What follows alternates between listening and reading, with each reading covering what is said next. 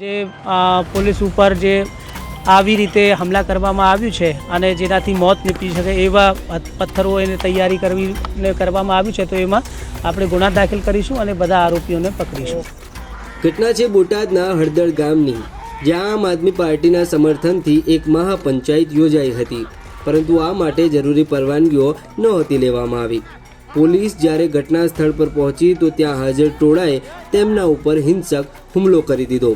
ટોળાએ એવો જીવલેણ પથ્થરમારો કર્યો કે જેમાં ડીવાયએસપી, પીઆઈ સહિતના પોલીસ કર્મીઓને ગંભીર ઈજા પહોંચી. ડીવાયએસપી રાવળને પગમાં ફ્રેક્ચર થયું તો એલસીબીના પીઆઈ સોલંકીને માથે 7 ટાંકા લેવા પડ્યા. આ સિવાય પોલીસના વાહનોને પણ ભારે નુકસાન કરવામાં આવ્યું. હિંસક હુમલામાં પોલીસની એક વાનને પણ પલટાવી દેવામાં આવી.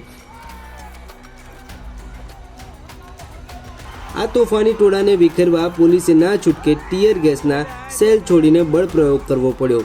લગભગ 20 જેટલા તોફાનીઓની અટકાયત પણ કરવામાં આવી. હવે જોવાનું એ રહેશે કે પોલીસ તપાસમાં શું સામે આવે છે.